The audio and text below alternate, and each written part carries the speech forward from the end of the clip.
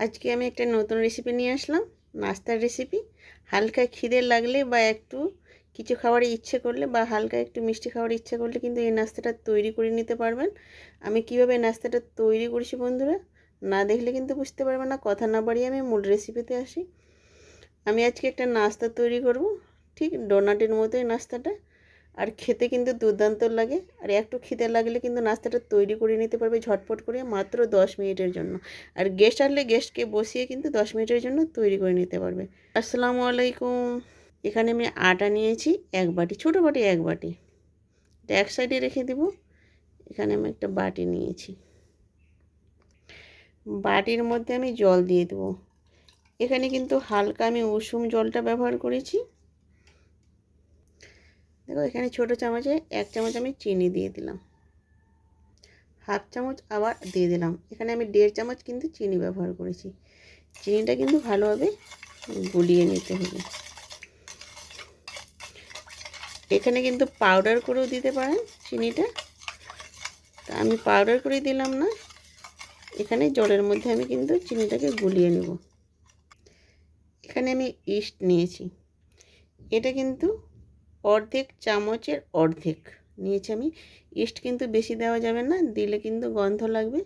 আমি 1/2 চামচের হাফ দিয়েছি ইস্টটা। এবার দিয়ে কিন্তু আমি গুলিয়ে নিতে হবে।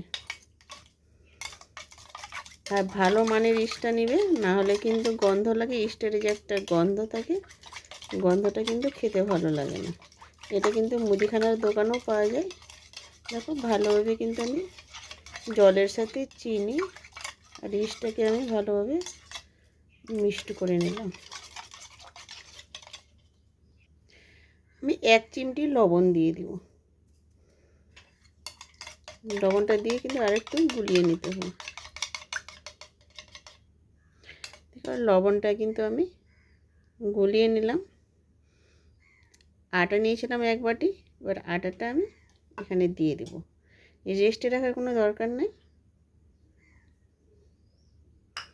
আটাটা দিয়ে কিন্তু ভালোভাবে সেম রুটির শেপে করে নিতে হবে। যেভাবে রুটি তৈরি করো ওইভাবে কিন্তু আটাটা ময়ান করবে। প্রথম থেকে শেষ পর্যন্ত ভিডিওটা দেখবে বন্ধুরা, একটু লাইক দিয়ে ভিডিওটা দেখবে। লাইক দিলে কিন্তু আমার ভিডিও বানাতে উৎসাহ জাগে। আর একটা লাইকে কিন্তু আমার বন্ধুদের কাছে কিন্তু ভিডিওটা পৌঁছে দেবে। আমার কিন্তু অনেক রেসিপি আছে, নাস্তার রেসিপি, পিঠার রেসিপি দেখতে পারেন, আমার চ্যানেলে ঘুরে আসতে পারেন। আর ভালো লাগলে সাবস্ক্রাইব করে রাখতে পারেন। আর ভালো লাগলে বন্ধুদের মাঝে শেয়ার করে দেবেন। দেখো ভালোভাবে কিন্তু আমি এখানে জলটা আমি কিন্তু 1/2 বাটি মতো নিয়েছিলাম, 1/2 বাটি থেকে কম, মানে 1/2 বাটি লাগেনি, যেহেতু 1 বাটি আমি আটা নিয়েছি। মেখে নিই একটু, কিন্তু আমি লুজ করেই কিন্তু মেখে নিলাম। আর ভালোভাবে কিন্তু মাখা হয়ে গেছে। আর বেশি মাখার কোনো দরকার নেই।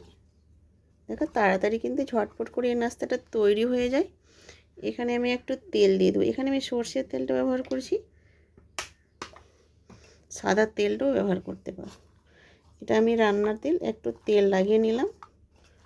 আর সম্পূর্ণ ভিডিওটা দেখবে বন্ধুরা, টেনে টেনে দেখলে কিন্তু বুঝতে পারবে না, ভিডিওর কোনো অংশ ছুটে যেতে পারে।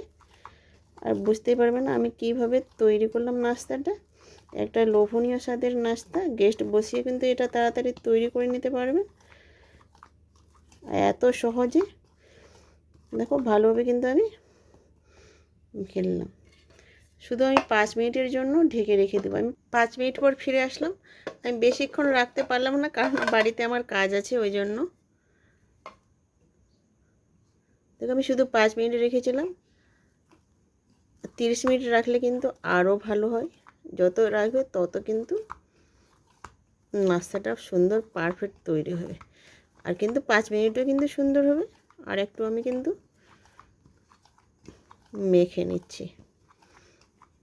দেখে বুঝতে পারছো বন্ধুরা কতটা লুজ, কতটা শক্ত। এটা কিন্তু লুজ করে রাখতে হবে। এবার আমি লেচি কেটে নেব। যতটা যেভাবে করবে ওইভাবে লেচিটা কেটে নেবে। আমি লেচিটা কেটে নেব।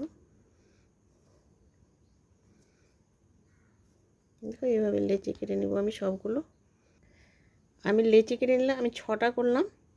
আর যে যতটা করবে ওইভাবে কিন্তু লেচিটা করবে। আর বেশি আমি নিজের প্রয়োজন অনুযায়ী আমি নাস্তাটা তৈরি করছি। আর আপনারা আপনাদের প্রয়োজন মতো করবে। আর বেশি মানুষ থাকলে 2 বাটি আটা করবে। দেখো এইভাবে আমি গোল করে নেব। গোল করে কিন্তু আঙুলের সাহায্যে এইভাবে কিন্তু আমি ছিদ্র করে দেব। দেখো এইভাবে,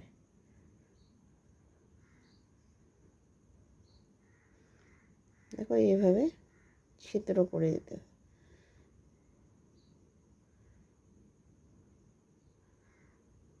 আর রিংয়ের মতো দেখো এইভাবে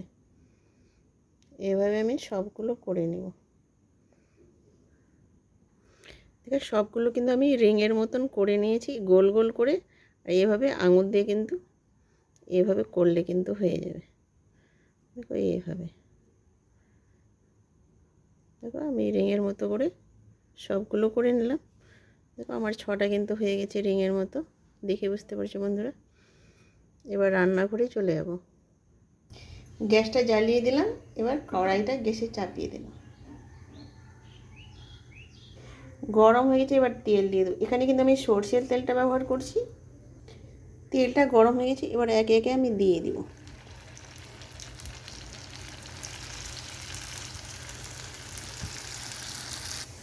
এবার জালটা কিন্তু কমিয়ে দিতে হবে। আমি সবগুলো দিয়ে দিলাম, দেখেই বুঝতে পারছি বন্ধুরা। এবারে একটু উল্টে পাল্টে ভেজে নিতে হবে।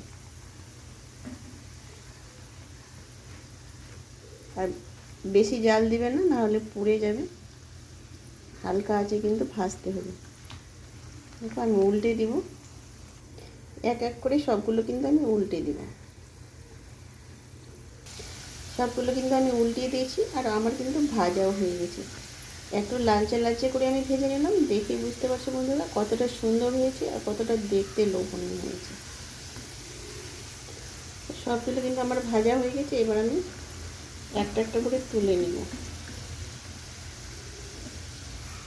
তেলটা ঝরিয়ে তুলে নিতে হবে। সব নাস্তাগুলো কিন্তু আমার তৈরি হয়ে গেছে, আর অনেকটা লোভনীয় হয়েছে। এত স্পঞ্জি হয়েছে কি বলবো বন্ধুরা। এখানে ভিডিওটা শেষ করলাম। আল্লাহ হাফেজ।